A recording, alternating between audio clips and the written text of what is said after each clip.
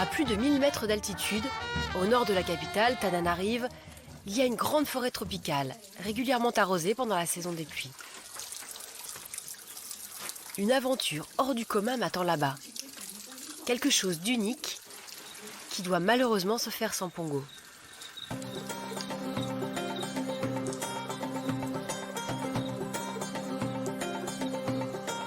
là, attention, on arrive à l'escalier.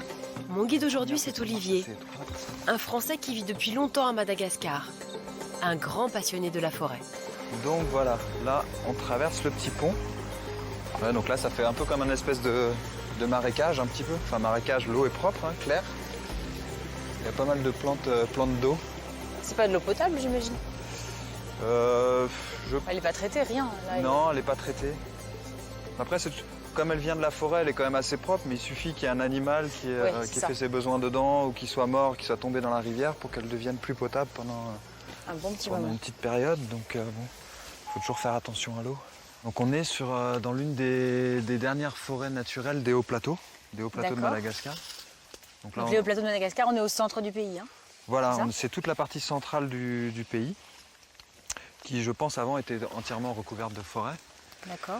Et donc là, il reste quelques petites parcelles, dont celle-ci. Et pourquoi il y en a si peu qui restent? Alors, il y a différentes causes, mais bon, c'est vrai que c'est essentiellement l'agriculture sur brûlis. Ah. C'est-à-dire que les gens brûlent la forêt pour pouvoir cultiver.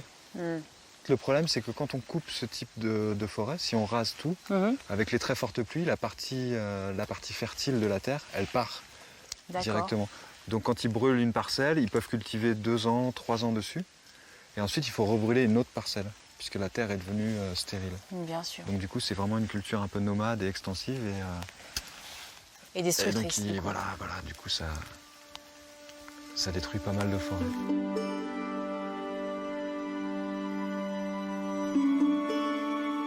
Dans cette forêt très ancienne, vivent de drôles d'animaux, les lémuriens. Ici, parmi les 11 espèces présentes, il y a les Indri, des lémuriens qui ont un sens de l'accueil très sonore. Ça faisait longtemps que je n'avais pas entendu les chouette. Indri chanter, ça me manquait. Est-ce qu'on reconnaît les mâles et les femelles, par exemple, toi, avec l'expérience?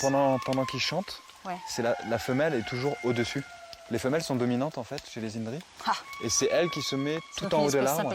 Et c'est elle qui lance généralement le chant. D'accord. Et après les autres suivent. C'est impressionnant de les entendre d'aussi près, ça fait beaucoup de bruit, ça a une voix assez forte. Moi, ça me fait vraiment penser aux baleines. Même si c'est un tout petit peu moins plaintif quand même.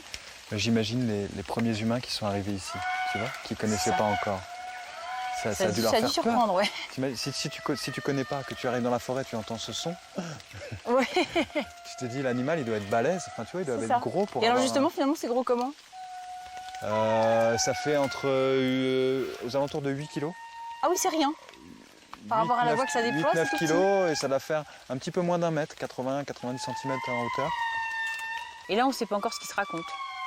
On sait qu'ils chantent, que c'est plutôt tôt le matin. Alors là, quand c'est le matin comme ça, généralement, c'est le chant du territoire.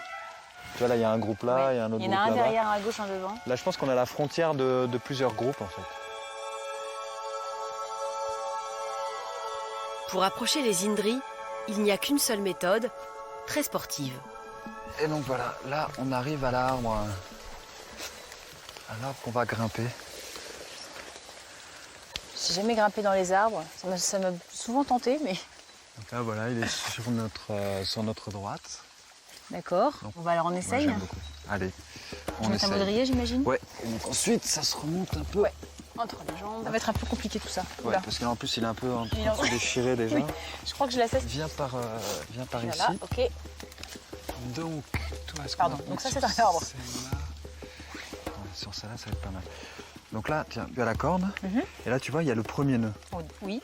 Qui fait une boucle. D'accord. Ça, c'est le nœud sur lequel tu vas être accroché.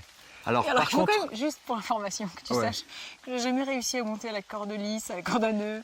J'ai jamais réussi à le soulever mes fesses pour grimper. Hein, donc je t'informe. Eh ben, moi, je t'informe qu'aujourd'hui, tu vas y arriver. une petite montée d'adrénaline. Voilà. Dans la série Le Boulet, je demande le boulet premier. Tu te mets debout, tu mets une de tes mains bien en haut, tu pousses avec ta jambe pousse avec ta cuisse là, voilà. Et avec une de tes mains, tu remontes ce nœud là, voilà. Tu le pousses vers le haut. Voilà, super. Lâche tes deux mains. Voilà. Et maintenant, tu récupères le nœud du bas et tu le remontes. Et là, je suis supposée mettre le pied là-dedans. Je vais jamais y arriver, il y a 20 mètres comme ça. Ouais, mais J'ai t'inquiète. fait 30 cm. Là, tu te remets debout. Oh là là, mon Dieu, misère. Voilà, remonte ton nœud blanc. Super. Tu t'assois. Oh, j'ai compris, c'est génial en fait. Bah, tu vois, la technique est pas très compliquée. C'est pas très compliqué. On comprend assez vite. Je m'éclate. Je trouve ça génialissime. En fait, on utilise les mêmes techniques que les élagueurs. Et donc au tout début, c'est un peu des élagueurs qui ont adapté leur technique au grand public, quoi. Et au bout d'un moment, ils se sont dit, mais la canopée, on peut la faire découvrir aux gens aussi en adaptant un peu nos techniques. C'est aussi que quand on arrive en haut de l'arbre, on est vraiment dans un autre univers. C'est un peu comme de la plongée sous-marine, où là, on va descendre pour aller voir les poissons. Bah là, on va monter. On monte pour aller voir les oiseaux, les lémuriens, et tous les animaux qui habitent un peu là-haut. Bon bah tu t'en sors pas mal.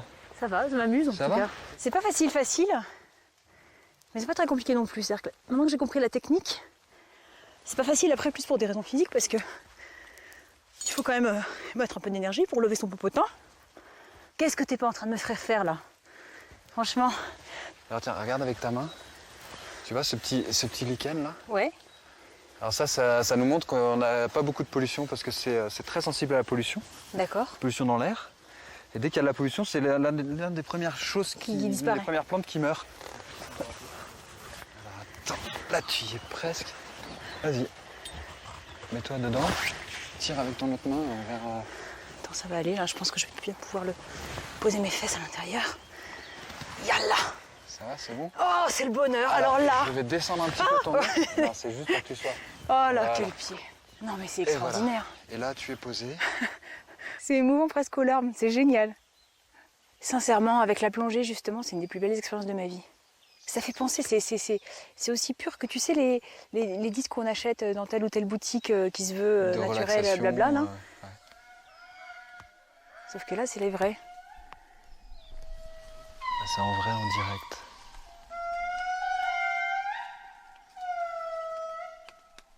Oh, c'est génial d'être à leur hauteur.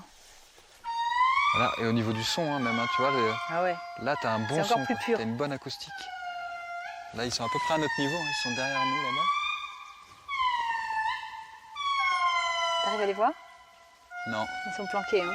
Ah, il y a un peu trop de feuilles entre eux et moi.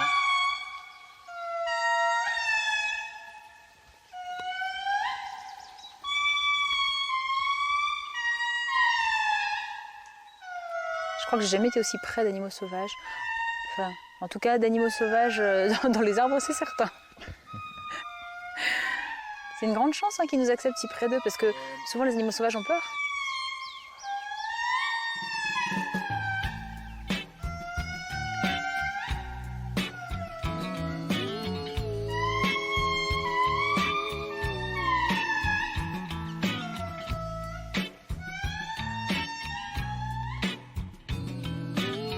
Il est temps pour moi de quitter la forêt et le chant magique des lémuriens.